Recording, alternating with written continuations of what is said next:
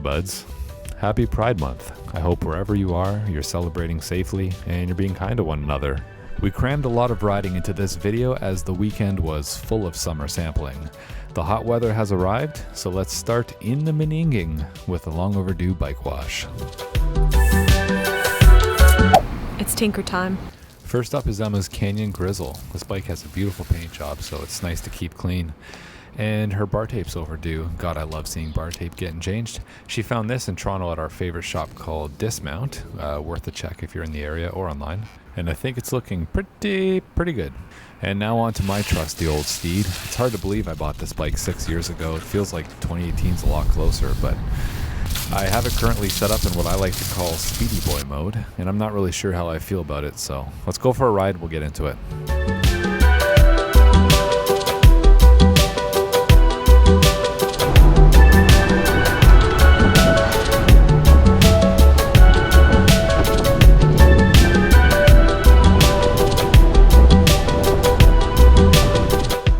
Change directions quick because I spotted Hockey Guy. Who's Hockey Guy, you might ask? Well, this is Hockey Guy. He skates from one end of downtown to the other, and he plays hockey with little pieces of litter that he finds along the way. He's not really leaving the campsite cleaner than he found it, but are any of us really? You could view it as a performance art piece.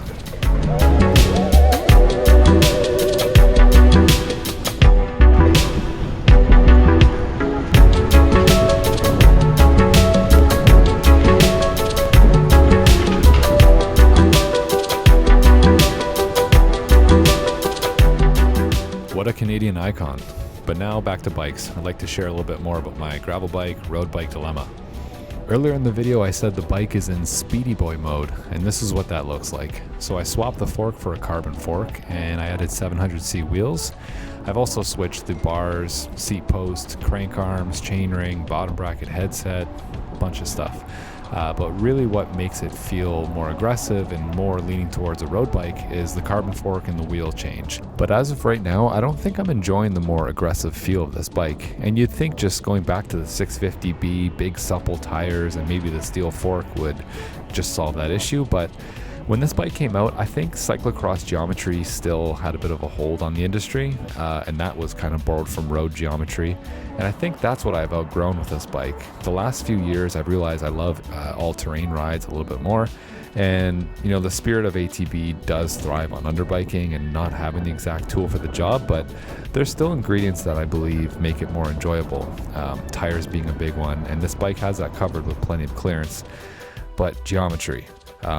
Having that rear tire follow so closely behind the front wheel, I find is limiting when, you know, you're on more of a technical surface. So the dilemma I'm in is that this bike sits somewhere between a gravel bike and an ATB bike, but does neither of them well. And an ATB bike is known for doing neither mountain biking or gravel riding well, but I do enjoy that they kind of set you up for more success when you're riding unpredictably and going off into single track trails and stuff. So I've been considering moving on from my bike and going full all-terrain bicycle, but I've been wondering if I'll miss the efficiency of a gravel bike and how well they're optimized for covering a lot of ground at a decent pace. If you can sound off in the comments, I'd love to hear if you think I should go full all-terrain bicycle. Some of the ones I'm looking at are a Crust Scapegoat, Stridsland Beachcomber, that one just looks fun. Or am I safer to stick with a gravel bike, something like the Wild Rambler SL? Ultimately, I can't get both, or I wouldn't be saying all this. So let's move on with the weekend, starting with the delicious Korean waffle, and then off to a trail ride.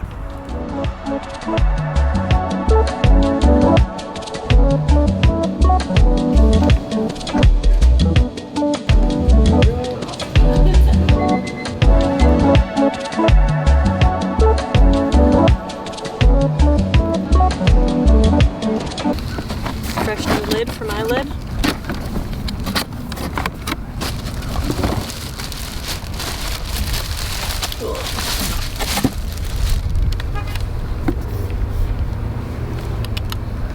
Pretty fancy.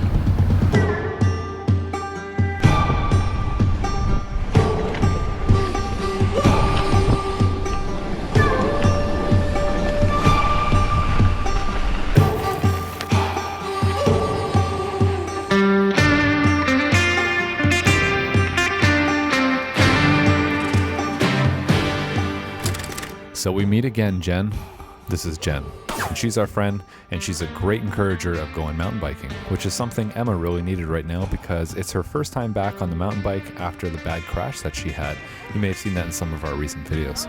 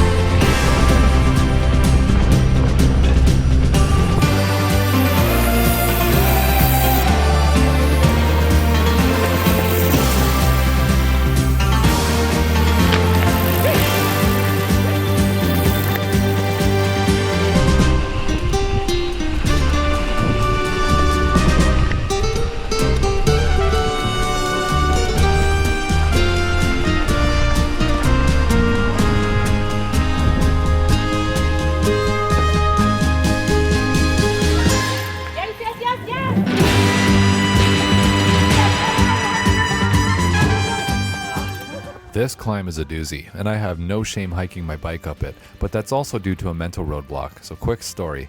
In 2020, I was trying to conquer this climb, and I was riding pretty recklessly when I experienced an SVT episode, which stands for supraventricular tachycardia. It was a pretty intense episode where my heart got stuck at 239 BPMs for 10 straight minutes. I was very lucky to be wearing a heart monitor that my doctor issued just 1 week earlier, so that recorded the event in great detail, which helped with the diagnosis. But anyway, I do hope to get this climb someday, and it's your classic East Coast rocky and rooty climb, which is made better with the right bike. And speaking of which, I couldn't help but ask Jen to show us her custom bike. I'm really excited with how it turned out. It took probably like 4 months in total for us to like accumulate all the parts.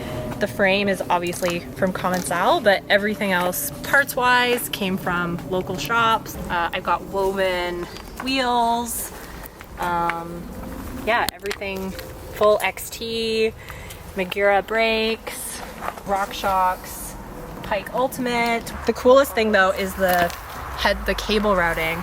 So the cable routing goes in the headset. So it's all really tidy and really clean. It's such a cool color. Yeah. Coming from a cross-country bike, I was really nervous to get a bigger bike. But yeah, the Tempo is known for the pedaling efficiency. All good? Yeah, all good. So it's like super efficient pedaling wise, and like so far I haven't noticed a difference between climbing this and climbing my cross-country bike. And in fact, there's probably things that I can climb on this that I couldn't climb on the cross-country bike. Yeah.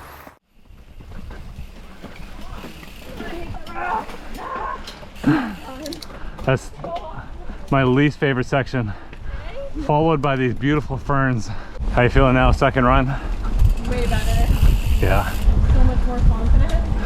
I really didn't feel like the first run I did not want like any speed. I'm sure it's pretty far from my like best time of course, but yeah, I was able to ride it feeling mentally a lot closer to normal at least, which is good. You say getting back at it is just like getting back on the bike? Yeah, it's like riding a bike.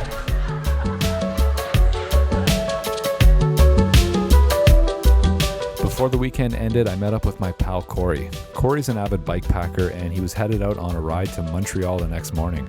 Montreal's about a 195 kilometer bike ride from us, and he planned to document the entire trip.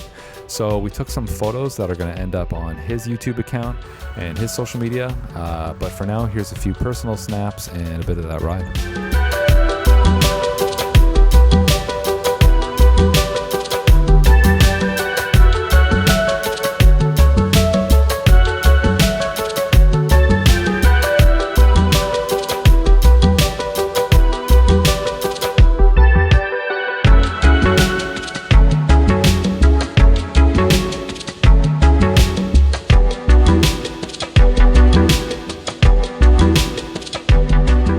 Well, that about does it for this one, and I hope wherever you are, you're enjoying some sweet summer sampling too. If you feel so inclined to leave a comment or subscribe, know that that goes a long way and we really appreciate you. See you on the next one, buds.